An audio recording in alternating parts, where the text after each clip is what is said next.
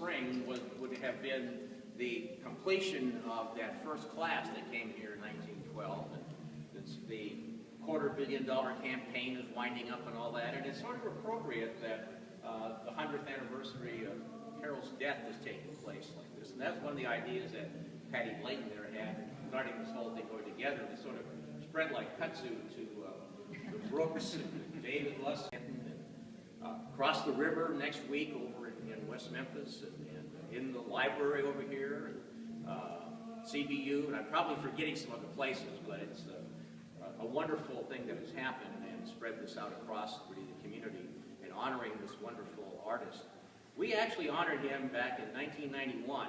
The university has been giving since 1979 an award that was put together really in Elvis's name because he was not honored really in his city during his lifetime.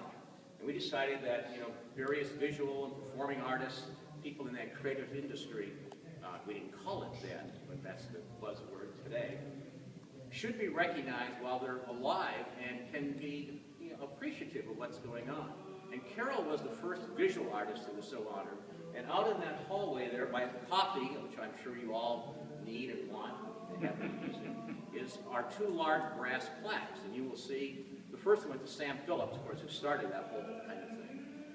But Carroll was the first visual artist of the three who are up there, Bill Nicholstein and Bill Christenberry.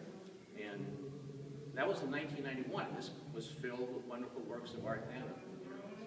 And when he died, we were so fortunate that our great friends, just the neighbors down the street here, thought of us as a place that would share not only works of art, which of course are throughout the Mid-South area and beyond, but personal papers, the photographs, these drawings, all of these things. So there's an amazing archive here of the kinds of things that students and scholars can study Carroll's for, you know, decades to come.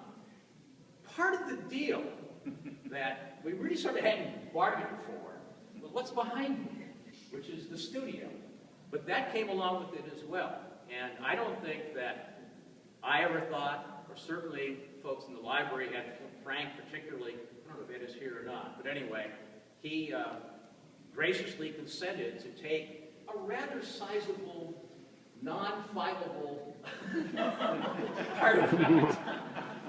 And it has been a marvelous thing that happened because we did that, because it is now reconstructed in such a way that you can appreciate what that studio is like if you walked in it when it was part of the house over here at our neighbor at Greer. Well, I just wanted to do that as far as welcoming you and then turn this little short program over to Leslie, who will introduce the lady who has come back to our home and friends to be with us for this special week.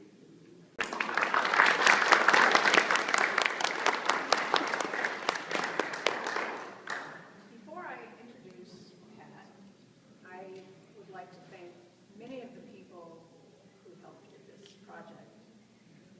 I think it's a testament to Carroll Cloar and to the community that loves his work that so many people came together, volunteered, worked really hard to bring this show off and to help with the other shows. And I urge you to see all of the shows. If you haven't seen the show at Brooks, dazzling, you must. But I would like to thank people in sort of three groups that overlap: the local museum and art professional community, the university, and then under the university, the art museum staff, which did an extraordinary job. Excuse my notes. This is a sort of awkward situation where if I was extemporaneous, I would forget somebody important. I would be very sorry. In the professional art museum community, of course, the Brooks Museum, curator Stan Thomas, and Maria Cini, who was here. I don't know if she's still here. And the Brooks in general was such a generous participant with us in doing this show. And we collaborated very closely because we knew that we, thanks to the material in the library and the other Cloar gifts, had the resources to tell the personal story of the man behind those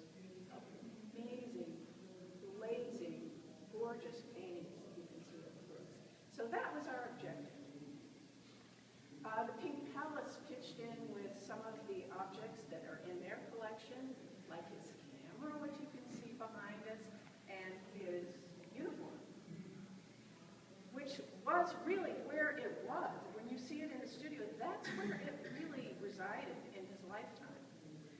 And we appreciate that very much. David Lusk, the peerless professional, he had to leave to do gallery talk at his gallery. Peerless professional steward of Carroll Cloar's legacy. And working with him is a dream. He knows, thanks to Pat's meticulous and Carroll's meticulous care of the collection during his lifetime, exactly where to find everything. And none of this could have been done. Chuck Mitchell, right there, who is one of our long-term board members and a graphic designer in town, designed the brand, the logo, the labels, every design aspect of this exhibition. And we thank him because he makes it look, brings it together and makes it look beautiful. For lenders who have asked to be anonymous will remain anonymous. We really appreciate them. And in the University of Memphis, I think it's fair to say that this project exemplifies why people who work in university museums love working in university museums. Because we can bring together the intellectual, the physical resources of the university in a project like this. So we have the absolutely amazing collaboration with the special collections in the university library. Now, they have a display that you should go over and see shortly after this, because they have material you have never seen before and never even imagined from his collection. It's not on display until next week, though? It's under construction. It's almost done, but you can go on the 4th floor and you can see the paintings. So while you're here, do it. Yes. This is Jennifer Schnabel. Hi. And this is Ed. There's Ed. Ed, Frank, who is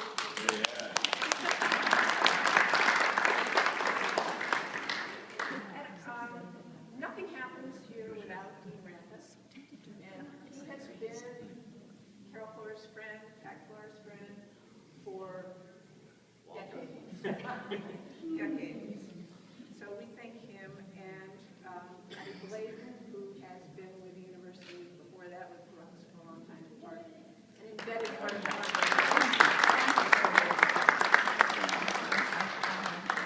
Catherine Golliver, who took her place as the director of development. I think this project shows what it does, and I'm so very proud to be part of this organization. Lisa, where are you, Lisa? I do.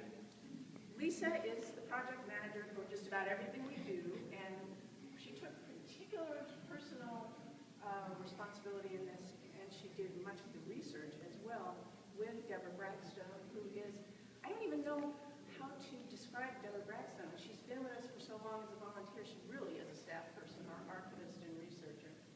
And the two of them, with the help of the university libraries, got in there and found all the material that you find on the labels and helped put this together. Eric Bork, our exhibition specialist, when I said, I think we should try to put this together, and everybody else was going, oh my God. I said, Eric, can this be done? And Eric said, yeah, sure. And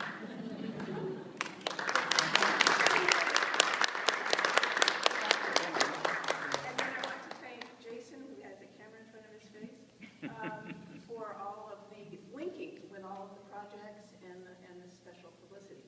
But none of this, not one piece of this would be possible without Patricia Cloar. Oh.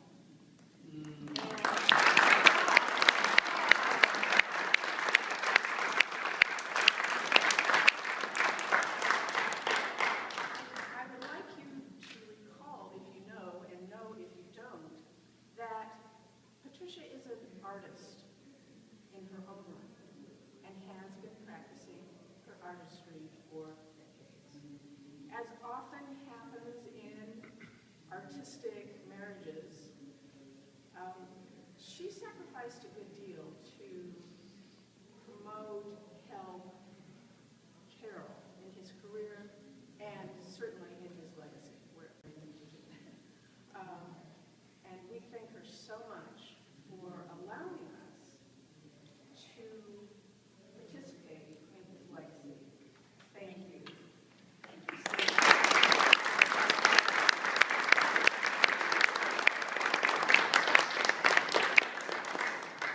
Needless to say, I'm just thrilled to see all of you. But she just nearly took all my thunder. Really. One of the things that she just was talking about was how I was doing things for Carroll now. And when he was alive, he was not sure that he wanted anybody to do anything for him. So when he got really ill, before he died, I did substitute as a speaker for the dedication of one of the Hampton Inns here in town. So he sat there and waited for me to come in. It was the first time I had spoken for him. When I got in, he says, "Well, I guess you think you're somebody now." So I sort of feel like somebody. I truly do. There are so many of you that I have things to say to, and so many of you that I love. I feel like I'm home, and I just, and the reception that you've given to me in honor of Carroll and Carroll Cloar, which I'm sure all of you feel like I do. I'm worried about my sentences. I used to teach English, and I don't think I end sentences correctly anymore.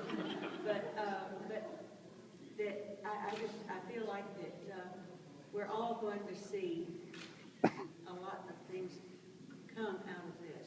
That maybe much of the recognition that I think Carroll deserved in his life will come out of this.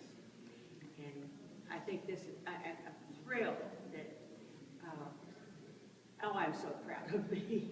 that we made this gift of drawings and studio and all these things to the university here. I am so thrilled that I did that because everything now is available to anybody and everybody. It wouldn't have been that way if I kept it all at home and stuck it in drawers. And of course, everybody did. Well, you know what Mimi did? Mimi put Grandpa in the car and drove him to heaven. So anyway, everything will be in good hands. And I know that she will love, I know she already does, loves all of you as much as I do. And thank you again. Thank you.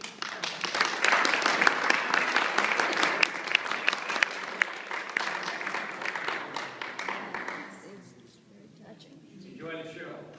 And the coffee, please outside.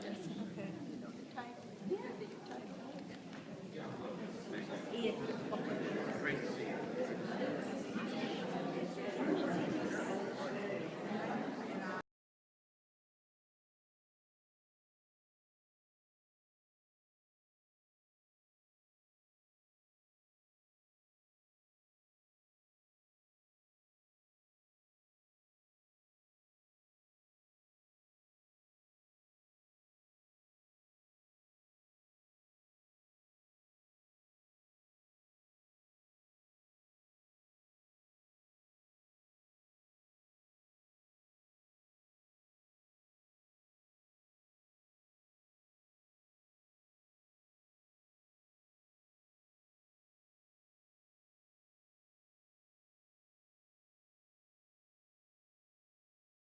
He would give the framer the dimensions of his painting. Right. Then he would tell him what he wanted.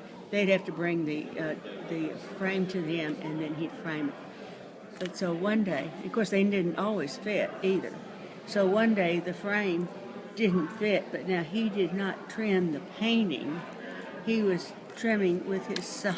Oh, he was trimming The frame on the inside. And so he just using his saw, and it went into. So he actually sawed into that. Yes. Wow.